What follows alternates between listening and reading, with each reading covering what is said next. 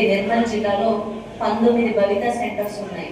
ఇందాక సార్ చెప్పారు, చాలా మంది పిల్లలు అంటే డిజేబుల్డ్ పిల్లలు స్కూల్స్కి రావట్లేదు, తల్లిదండ్రులు వాళ్ళని స్కూల్స్లో అంగన్వాడీ సెంటర్స్ కానీ అక్కడ ఉన్నటువంటి లోకల్ స్కూల్స్లో జాయిన్ చేయట్లేదు అని చెప్పాడు. అది చాలా తప్పండి. ఒక రకంగా ఆ పిల్లాడు అలా పుట్టడం ఒక ఇబ్బందికరమైన విషయం అయితే మీరు స్కూల్కి పంపించకుండా ఇంకొక తప్పు చేసుకున్న వాళ్ళు అవుతారు. ఇంతకుముందు మన స్పీకర్స్ చెప్పారు, చాలా మంది ఇలాంటి పిల్లలు అంటే డిజబిలిటీతో ఉన్న పిల్లలు చాలా సక్సెస్ అయ్యారు, అన్ని రంగాలలో చాలా అవార్డ్స్ తీసుకున్నారు.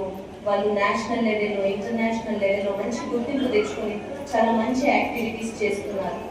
సో మీ పిల్లలు కూడా అంత గొప్ప వాళ్ళు అవ్వచ్చు. మీరు ఒకసారి స్కూల్కి పంపిస్తేనే కదా వాళ్ళకి ఒక దారి అనేది దొరుకుతుంది, వాళ్ళ జీవితానికి ఒక మీనింగ్ అనేది వస్తుంది. సో కాబట్టి మీ పిల్లల భవిష్యత్ ఏంటో మీకు తెలియదు, మీ పిల్లలు ఏమవుతారో తెలియదు, కానీ చదివిపిస్తే మాత్రం ప్రయోజకులు అవుతారు. ఇంకా ఇట్లాంటి యాక్టివిటీస్ మేబీ ఇలాంటి ఎన్జిఓలు చాలా వస్తాయి, మంచి మంచి యాక్టివిటీస్ ఉంటాయి. ఇంకా మీకు డిజేబుల్డ్ ఫ్రెండ్లీ ప్రొసీజర్ మన సొసైటీలో వస్తుంది. మనకు అన్ని చట్టాలు ఉన్నాయి, డిజేబుల్డ్ ఫ్రెండ్లీ ఉండాలి, సో డిజేబుల్స్కి స్పెషల్ స్కూల్స్ ఉండాలి. మనం చూస్తూ ఉంటాం ఎయిర్పోర్ట్లో కొన్ని మేజర్ పబ్లిక్ ఇన్స్టిట్యూషన్లో డిజేబుల్డ్ ఫ్రెండ్లీ టాయిలెట్స్ ఉంటాయి. సో ఇంకా మనకి చాలా డిజేబుల్డ్ ఫ్రెండ్లీ ఇన్ఫ్రాస్ట్రక్చర్ అనేది కావాలి. మన ప్రతి పబ్లిక్ ఆఫీస్లో కూడా ర్యాంప్స్ రావాలి, వీల్ చైర్ ఫెసిలిటీ ఉండాలి, ఒక అటెండెంట్ ఉండాలి. సో కానీ ప్రాక్టికల్గా చూస్తే అంతగా మన సొసైటీ డిజేబుల్డ్ ఫ్రెండ్లీ సొసైటీ కాదు. డిజేబుల్డ్ ఫ్రెండ్లీ ఇన్ఫ్రాస్ట్రక్చర్ లేదు, ప్రొసీజర్ లేదు, అన్ని పేపర్ల వరకే ఉంటున్నాయి. సో వీటిని ఖచ్చితంగా మీరందరూ మాలాంటి వాళ్ళ సహకారంతో సొంతంగా మీరు ఫైట్ చేసి డిజేబుల్డ్ ఫ్రెండ్లీ ఎన్విరాన్మెంట్ అనేది మీరు తెచ్చుకుంటే ఇలాంటి వాళ్ళకి జీవితం కొంత సవ్యంగా వెళ్తుంది, వాళ్ళు కూడా ఈ సొసైటీ డెవలప్మెంట్కి కాంట్రిబ్యూట్ చేయగలుగుతారు.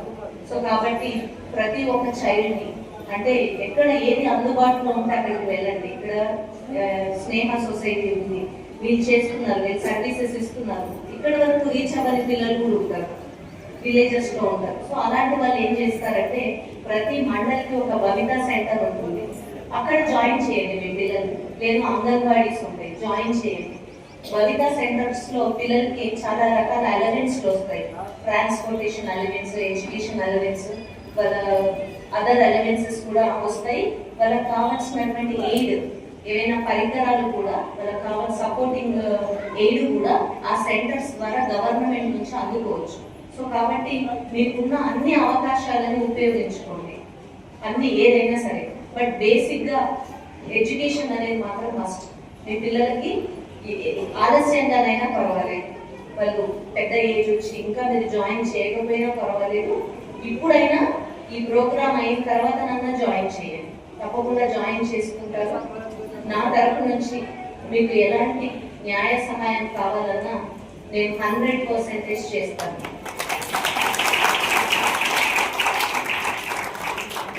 మీరు డైరెక్ట్గా నా దగ్గరికి రావచ్చు, లేదు అనంటే ఎన్జిఓ ద్వారా కూడా రావచ్చు.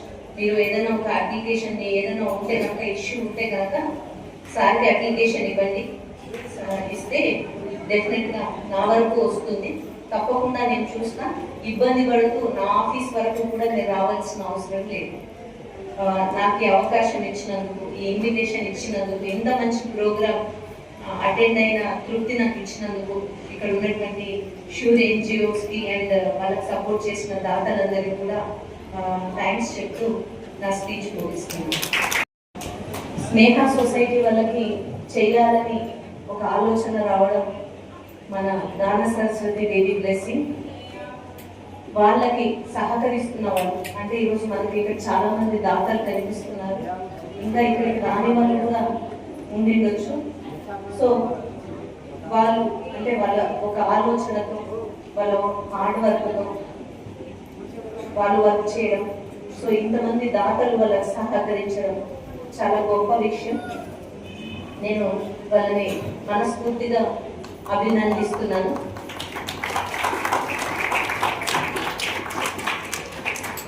సో పబ్లిక్ సర్వెంట్స్గా మా బాధ్యత ఏదైతే చట్టాలు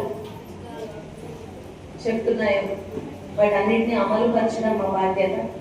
కానీ వీళ్ళు సొంతంగా ఒక ఆలోచనతో ఈ ఇంతమందిని అప్పున చేర్చుకొని చాలా వెల్ఫేర్ యాక్టివిటీస్ చేయడం, మంచి చెడు చూడడం, వాళ్ళ పిల్లలకి ఎడ్యుకేషన్ ఇవ్వడం, ఎడ్యుకేషన్ వరకే ఆగిపోకుండా వాళ్ళకి ఎంప్లాయ్మెంట్ వైపు కూడా ఆలోచిస్తుండడం చాలా గొప్ప విషయం. సో నా తరఫు నుంచి అంటే ఇప్పుడు మీకు 2 రకాల చట్టాలు ఉన్నాయి మెయిన్గా మన భారతదేశంలో. ఒకటి mental health care act 2017, disable rights of persons with disability act 2016. ఈ 2 రకాల చట్టాలు ఉన్నాయి మీకు సంబంధించి. ఇంకా అవి కాకుండా వేరే చట్టాలు కూడా ఉన్నాయి, డిఫరెంట్ రెగ్యులేషన్స్ ఉన్నాయి, ఎనాక్ట్మెంట్స్ ఉన్నాయి. సో మేజర్గా తీసుకుంటే ఈ 2 రకాల చట్టాలు ఉన్నాయి. సో ఈ mental care health act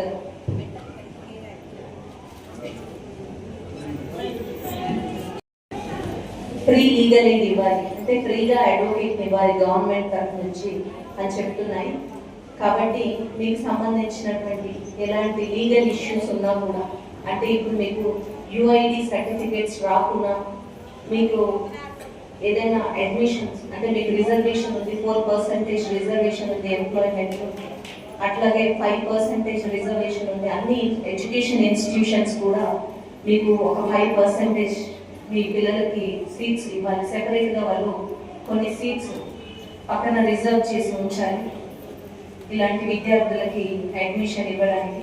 so అట్లాంటి విషయాలలో మీకు ఏదైనా అన్యాయం జరిగినా, అలా ఇంకా అంటే మీరు రీచ్ అవ్వలేకపోయినా, మీకు ఇచ్చినటువంటి బెనిఫిట్ని నేను అందుకోలేకపోతున్నా, మీరు ఇబ్బంది పడుతున్నా, అలాగే ఇప్పుడు మెంటల్ పీపుల్ ఉంటారు, అంటే మానసిక వికలాంగులు ఉంటారు, ఖచ్చితంగా వాళ్ళకి ఎవరో ఒక కేర్ టేకర్ ఉండాలి, ఒక గార్డియన్ ఉండాలి. సో అన్ని సందర్భాలలో ఆ గార్డియన్స్ అనేది ఉండకపోవచ్చు. కొన్ని సందర్భాలలో ఎవరు ఉండాలి అనే ఒక క్వశ్చన్ రావచ్చు. అలాంటి సందర్భాలలో కావచ్చు. ఇప్పుడు కొద్దిమంది తల్లిదండ్రులు ఉంటారు, చూసుకుంటారు పిల్లల్ని, ఇలాంటి మానసిక వికలాంగుల పిల్లల్ని చూసుకుంటారు, కానీ మా తదనంతరం వాళ్ళ భవిష్యత్ ఏంటి, వాళ్ళని ఎవరు చూసుకుంటారు అనే క్వశ్చన్ వస్తుంది. సో అలాంటప్పుడు కూడా మీరు డిఎల్ఎస్ఏని కాంటాక్ట్ చేయొచ్చు. మీకు అంటే చట్ట ప్రకారంగా మీకు ఏ సొల్యూషన్ ఉంది, మీ పిల్లలకి ఎలాంటి ప్రొటెక్షన్ ఉంది అనే దాని గురించి మేము మీకు గైడ్ చేస్తాము. అవసరమైతే మీ తరపు నుంచి ఒక లాయర్ని పెట్టి ఏదైతే ప్రొసీజర్ ఉంటుందో అదంతా కూడా వాళ్ళ ద్వారా చేయిస్తాము. సో మంచి ప్రోగ్రామ్ జరిగింది అంటే ఇదే రోజు అండి.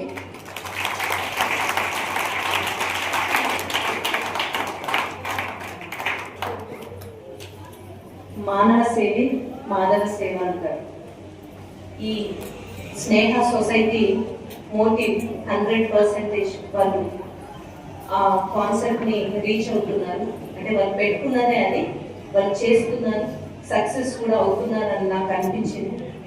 ఎందుకంటే చాలా ఫీల్డ్స్లో వాళ్ళు వాళ్ళ సర్వీసెస్ ఇస్తున్నారు. సో అందరికీ అన్నీ చేయాలని ఉంటుంది, కానీ కొద్దిమంది మాత్రమే చేయగలుగుతారు. అందులో స్నేహ సొసైటీ వాళ్ళు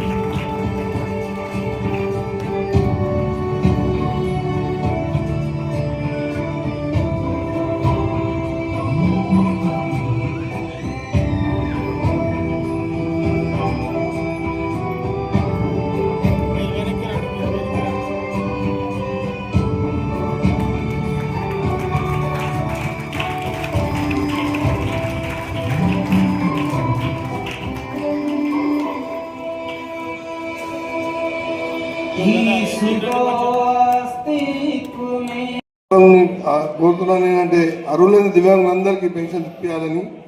ఇంకో విషయం ఏంటంటే మన బైంసాలో ప్రత్యేక పాఠశాల గత 2003 నుంచి నడుస్తుంది స్నేహ సొసైటీ ఆధ్వర్యంలో. కానీ మేము ఓన్లీ డే స్కూల్ ఇంతకుముందు రెసిడెన్షియల్ స్కూల్గా నడపడం జరిగింది. కానీ ఇప్పుడు ఓన్లీ డే స్కూల్